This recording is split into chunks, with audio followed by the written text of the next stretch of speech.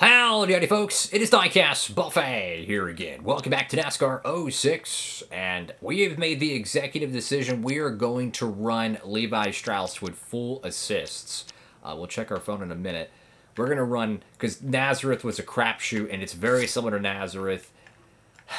I don't want to run full assists, but I've had to in the past when I played this game. So it's kind of par for the course. In my opinion, it's a lot more difficult than NASCAR Thunder 04. That's just my honest opinion. What? How in the world? So the team owner is saying you may get a raise soon. Think about that. We finished like 21st, 20th, 13th, and 22nd, one lap down. We're dead last in the points. Oh, wait, we're not. We have one guy who probably... Oh, okay. They actually had a different driver. That's interesting. They actually have comers and goers. Wow. That is embarrassing. So they must really believe in me if they think I'm going to get any better than what we're at. But, yeah. So, let's go ahead and load out to Levi Strauss Raceway, which is pretty much a mini Pocono. And let's hopefully don't end up in a catch fence. We'll get to check out the winners. Oh, Tony Stewart again. It's his third win of the year in the Busch Series. Fourth win. What? Ryan Newman wins the Bristol race. Holy moly. Newman. Oh, he won the Busch race there. Oh, dang. Gordon wins. Dang.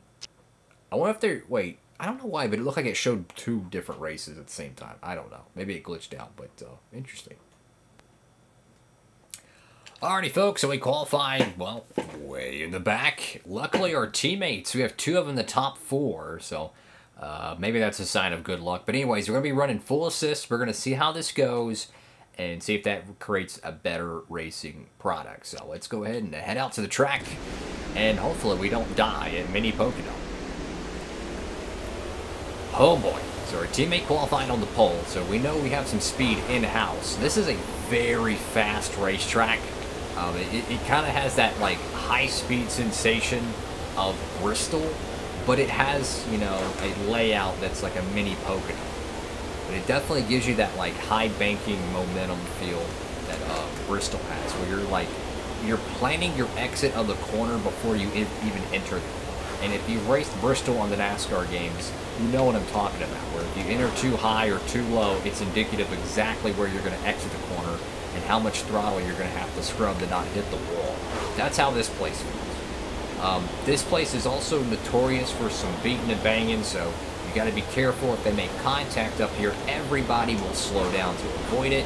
They have very good wreck avoidance in this game, so as soon as someone makes contact and they scrub off just a few bits of miles per hour, everybody, right there, just perfect timing, everybody will whoa up. So that's a good thing and a bad thing at the same time.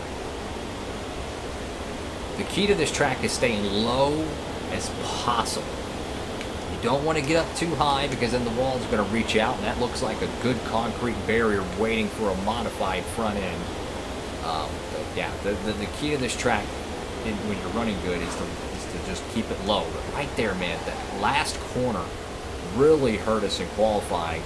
But this is with full assists, and we're still not able to find a way to the front. That's how difficult NASCAR 06 is. The cars, the way they race, very difficult, but I enjoy it though. We'll find a way to get better at it.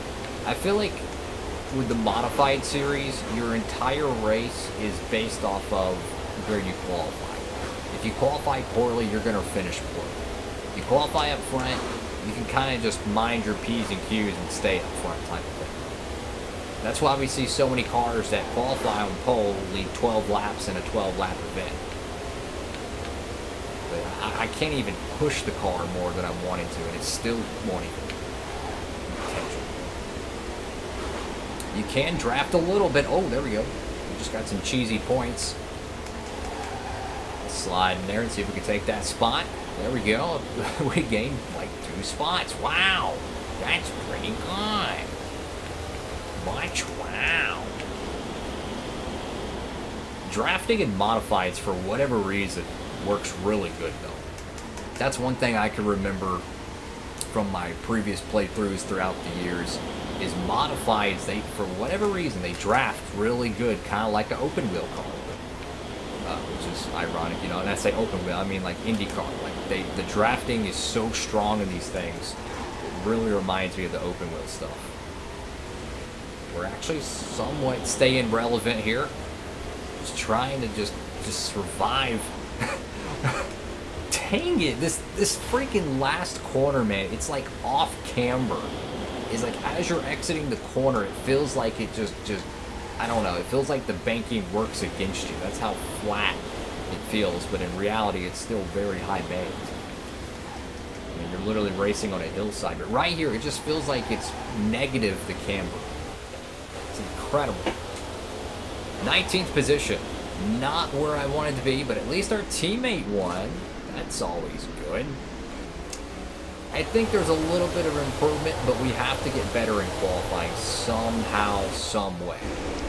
We've got to get better in qualifying. And my point exactly is usually the leader, whoever qualifies on pole, they dominate the show. So if we qualify second or third, guess what? The statistics show we would finish second and third, as long as we don't have a horrible finish. So.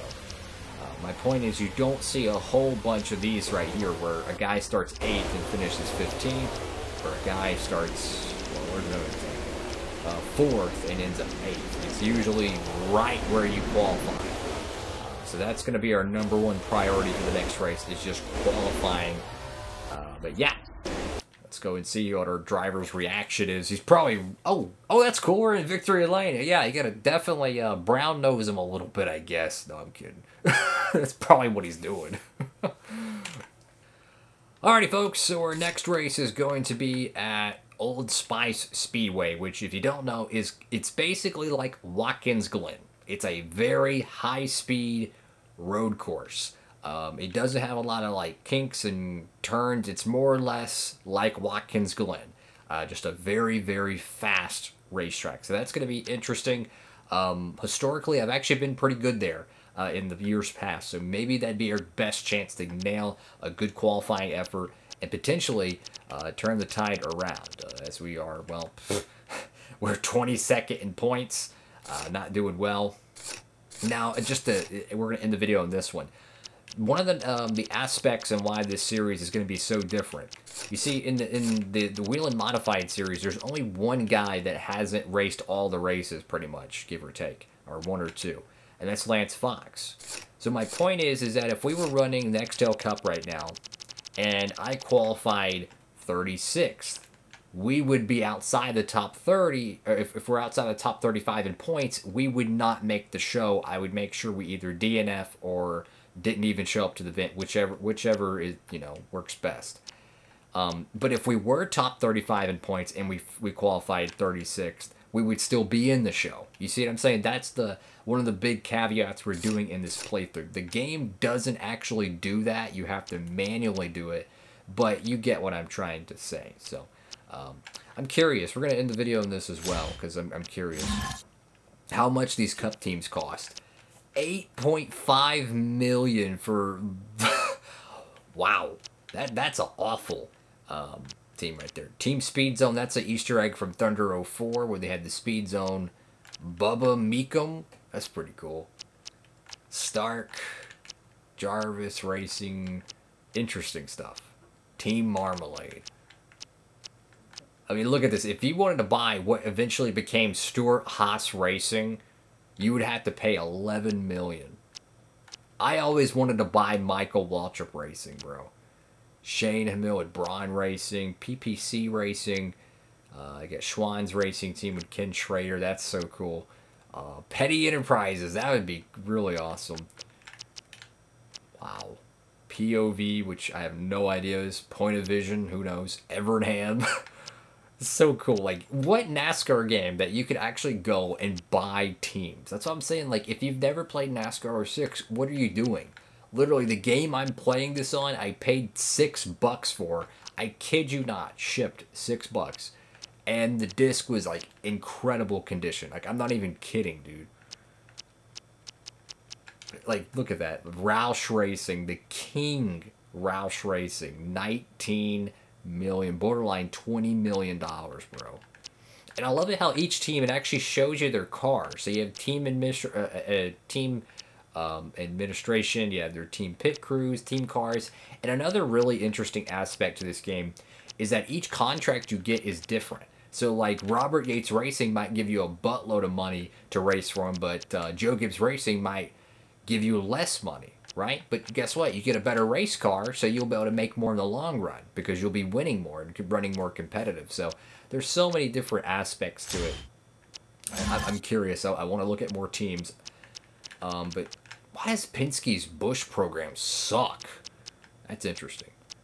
And you just have all these like Busch teams you could buy. I mean, you could literally buy a chance too. You can literally go and buy RWI Racing. I'm not sure what team that is.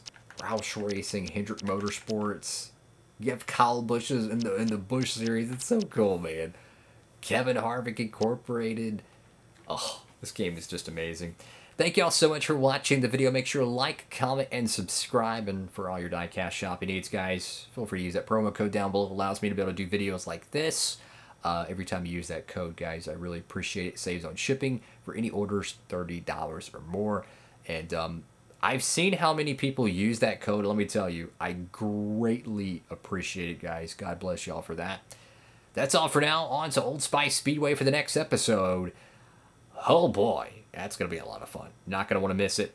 Have a great one. Diecast Buffet, signing off.